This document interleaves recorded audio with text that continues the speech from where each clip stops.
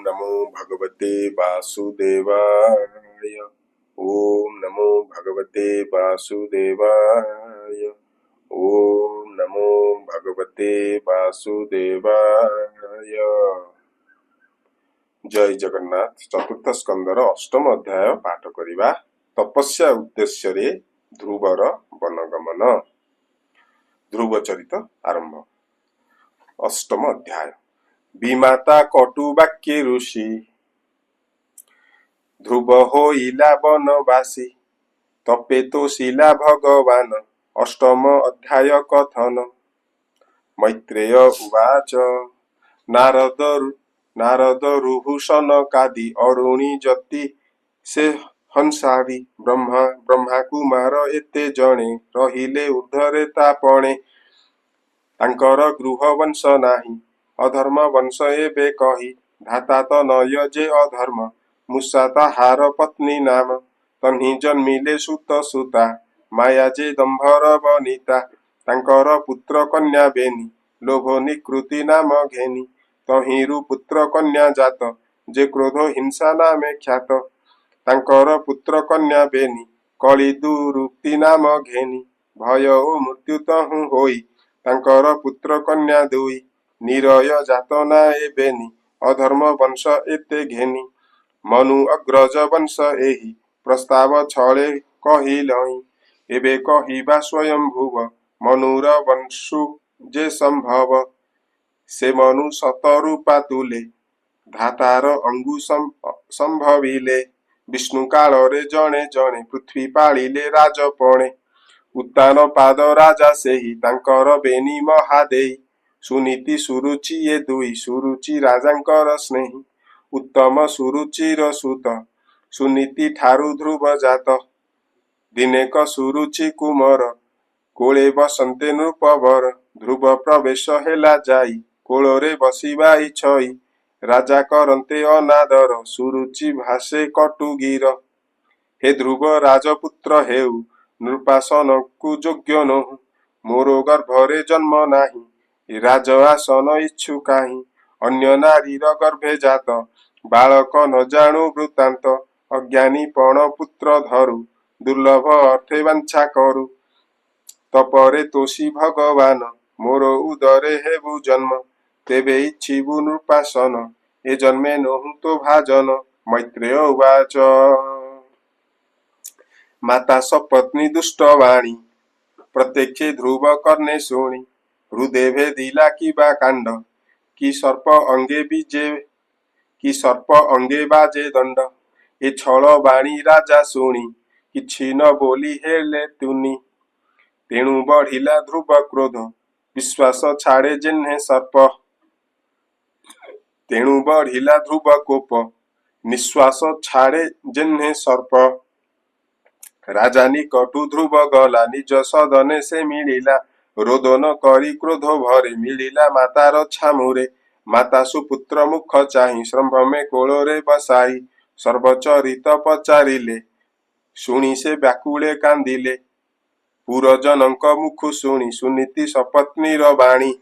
अत्यंत व्यथा पाई मने पुत्र को कहे सावधाने। हे पुत्र कर्म आदरिबा ए दुख कागे कहिबा। पर कथा को अभिमान घेनती नाही साधु जन। हे पुत्र सुरुचि बदन जाहाकु सत्य करी घेन। जहा से मोते दुर्भागिनी कहिला हिंसा भाव घेनी। से कथा सत्य एणु कली राजा न बोले भाज्या बोली। हे बाबू हृदय तोहरु निर्मल करी विमर्शर। छल वचन मूल करी श्रीहरि चरणे सुमरी। हृदय कर आराधन जेबे तू इच्छु नृपासन। हे विश्व रक्षा इच्छा करे सगुणे सत्वमूर्ति धरे। पूजी तांकर पद्मपाद धाता लभिला ब्रह्मा पद। से भृत्य वत्सल पयर हे पुत्र बेगे आश्रय कर। जेणु से अभय चरण आश्रय करंती मुनिगण। तू एवे सर्वधर्म तेज परम पुरुषंकु भज। से पद्म नेत्र बिना केही दुख हरंता तोर नाही। जगत वंदनीया नारी से लक्ष्मी करे पद्म तोली पद्म कमले परिचारी नित्य करंती निउच्छाली से पद्म पादे आश्रय कर समस्त ताप हेब दूर हेमंत माता वाक्य शुणी ध्रुव अमृत प्राय मणि समस्त भोगोत्यज्या कला तक्षणे घरु बाहारिला ध्रुव चलन्ते महाऋषि नारद प्रवेशिले आसी मार्गरे ध्रुवकु भेटिले संतोषे आशीर्वाद कले अघना घन मुनि कर अघना सन मुनि कर तक्षणे देले ध्रुव शिर कल्याण करी मुनि वर वचन कहन्ति मधुर नारद उवाच धन्य क्षत्रियंक स्वभाव किंचिते लभिमान भंग बालक हृदन सहिला छळे जा विमाता कहिला ଏହା ବିଚାରି ମହାଋଷି ଧ୍ରୁବଙ୍କୁ ମଞ୍ଜୁବାଣୀ ଭାଷି हे पुत्र बाळुते କି ଜାଣି ମାନ କି ଅପମାନ ପୁଣି ବାଳକ ଅବ୍ୟସ୍ଥା ଯେତେକ ସେ କାଳେ ଖେଳ କୌତୁକ ବାଳକଙ୍କର ଏହି ଭାବ ନ ଘେନି ମାନ ପରାଭବ ଈଶ୍ୱର ଲୀଳା ଏ ସଂସାର କର୍ମ ଅଟଇ ମୂଳ ତାର ଅଦୃଷ୍ଟ ଦୁଃଖ ସୁଖ ଦିଏ ଆନେ ତୁ ଶିବା ଯୋଗ୍ୟ ନୁହେଁ କର୍ମ ଆଦରି ସେହି ଦୁଃଖ କେବେ ହେ ନୋହିବ ବିମୁଖ मातार वाक्य अनुमते तोहरो गमन तप अर्थे दुसाध्य विष्णु आराधन कल्पान्ते फुटी मुनि जन अद्यापि न पाइले अंत तू किल भिभु जगन्नाथ एबे निर्पत्ति घरे जाओ निष्फले श्रम तू न पाओ चतुर्थ काल तोरो हेला हरिंकी तपे तो शोभ चतुर्थ काल तोरो हेले हरिंकी तपे तो शोभले एबे तू जाओ निज घर आत्मसंतोषे कर्म कर गुण अधिके मोद भाव निकृष्टे अनुग्रही हेब समान जने मित्रपण एहिटी उत्तम लक्षण हेमंत मुनि मुखु शुणी ध्रुव कहई धन्यवाणी हे महाऋषि तुम्भ वाक्य ए सर्व सत्यटी प्रत्यक्ष सुरुचि बाणी सरागात बळे मो हृद व्याकुलित तही तुम्भर वाक्य सार न रहे तोष नाही मोर क्षत्रिय कूले होई जात से कहु कटु वाक्याघात त्रिलोक परित्राण अर्थे तुम्भ भ्रमण ए जगते स्वधर्म उपदेश देई हे ऋषि मोते कर त्राही मैत्रेय उवाच हेमंते ध्रुव वाक्य शुणी तार हृदय मुनि जाणी कृपा अमृत आद्रवाणी आनंद मने ऋषि भणी नारद उवाच जननी वाक्य मार्ग तोर निश्चय हरिंकी आश्रय कर जे धर्मे अर्थ काम मोक्ष बांछा जे करंती प्रत्यक्ष तांकर श्रीहरि चरण बिनु नाहिंटी परित्राण तेणु तू जाओ सुमंगले पवित्र जमुनार कूले तहि सुपुण्य मधुवन जहि विजय भगवान तहि त्रिकाल स्नान करी कालंदी जले संध्या भारी तहि त्रिकाल स्नान करी कालंदी जले संध्या सारी करिबु निजासन शुद्धि तहिरे प्राणायाम विधि पूरक कुंभक रेचक वायुरो धने सुविवेक अल्प अल्प साधन मनरे करी गुरु ध्यान हृदय निर्मल करिबु मन चंचल न करिबु हेमंते हृदय करी भाव ध्यान करिबु वासुदेव प्रसन्न सुमुख नयन सुंदर भृगु चारु कर्ण सुनासा कोपल सुंदर तरुण अपांग मधुर अरुण कोष्ठ नेत्र बेनी शरणागते कृपादानी नवीन मेघ प्राये आभा श्रीवत्स चिन्ह हृदय शोभा वनमालाए हृदय सोहे पुरुष रूपे मन मोहे किरीट कुंडल केयूर बलय कौस्तुभ सुंदर पीत बसन परिधान कटी मेल खा शोभामान नृपुर रंग पदे सोहे जन नयन मन मोहे बेनी पादरे नख श्रेणी भक्त हृदय चिंतामणि करुणा मिशा अनुराग कटाक्षे बदन सुभग अल्प हास्य शोभमान मन निश्चले कर ध्यान हेमंते ध्याने करी स्थिर शुण कहिबा मंत्र सार जे मंत्र जपी 7 दिने पुरुष देवतांकु चिन्हे ओम नमो भगवते वासुदेवाय हे मंत्रे उपचार देव हृदय विष्णु को पूजीव पवित्र जल बन्य फल दुर्वा तुलसी वस्त्र माल जेबे इच्छिब आत्मभाव शिलादि प्रतिमा करिब समस्त करी निवेदन किंचित शेषे आस्वादन जे मंत्र मूर्ति भगवान नित्य करिब हृदय ध्यान एमंत काय वाक्य मने हरि पूजन्ते समाधाने से भक्त वत्सल मुरारी प्रसन्न हेबे दयितारी जेबे इंद्रिय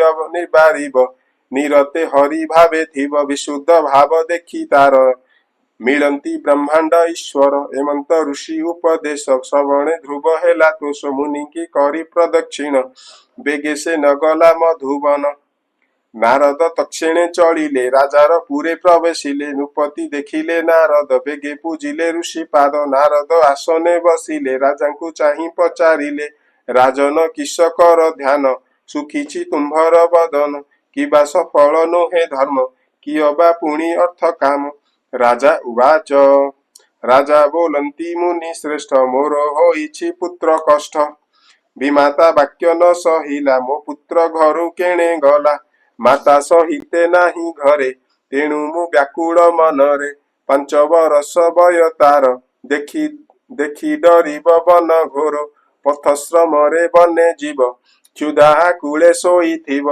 ताहांकु देखी बन जीव व्याघ्र जे निश्चय भक्षिब मु बड़ दुष्टपण कली पुत्र को कोले न धइली स्त्री बसरे अज्ञ भाव तेणु लभिली पराभव विदुर उवाच ध्रुव को नारद भेटिले मार्गरे उपदेश देले माता के मंते संगे गला मोते तो संदेह लागिला मैत्रेय उवाच चिंतारे कुमर विच्छेद सुनीति पाई मने खेद आकुले निज घरे थाई राजा ताहांकु न गणई तेणु बोइला घरे नाही एबे राजांकु ऋषि कही नारद उवाच हे नृप पुत्र गुण शुण ताकु रखिबे नारायण जाजस संसारे पुरीब तू ही न जाणु ता प्रभाव असाध्य तप से करिब लोकपालंकु से दुर्लभ करिब ताजस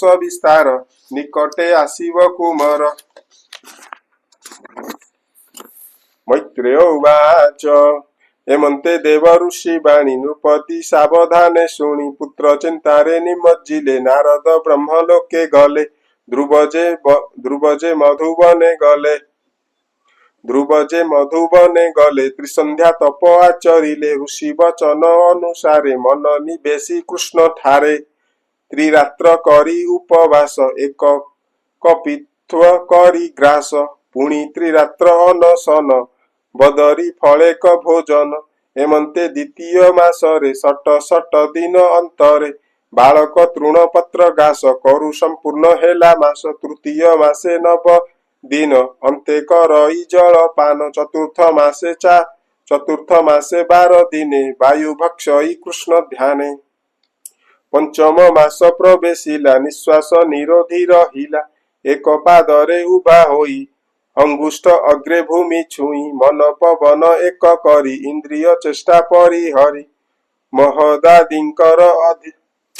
महदादिंकर आधार जे प्रभु परम ईश्वर ब्रह्म धारणा आचरिला एतिनी भुवन कंपिला ध्रुव अंगुष्ठ अग्र लागी मही होइला दुख भागी हस्तिर भावे नाभजन्ये निमग्न होई अर्धमाने अत्यंत दृढ़े करी ध्यान विश्वस्वरूपी भगवान त्रिलोक निश्वास रोधने स्वर्गे कंपिले देवगणे विष्णुरे पशिला शरण आरते डाकी नारायण देवाउचुहु हे प्रभु न जाणु कारण किंपा निश्वास निरोधन एतु सुरक्षा तुम्भे कर शरण गलु तो पयर श्री भगवान वाच भय न कर स्वर्ग लोको तपस्या करई बालक अति कठोर तप करे मत्ते जमुना नदी तीरे ताहाकु निवृत्त कराई वंचित वर देवी मुहि ताहाकु निवृत्त कराई वांछित वर देवी मुहि शुणी श्री हरिर वचन देवे ध्रुवକୁ କଲେ ଧନ୍ୟ ଉତ୍ତାନ ପାଦ ରାଜା ବଳା ତପେ ବିଷ୍ଣୁକୁ ବଶ କଲା କହଇ ଦାସ ଜଗନ୍ନାଥ ଧ୍ରୁବ ମହିମା ଭାଗବତ ଧ୍ରୁବ ହୃଦୟରେ ଚିନ୍ତେ ଯାହା से प्रभु मोते हेबे साहा। इति श्रीमद्भागवते महापुराणे परमहंस्यां संहितायां चतुर्थ स्कन्धे ध्रुवचरितं नाम अष्टमोऽध्यायः। ग्रंथराज श्रीमद्भागवतम की जय।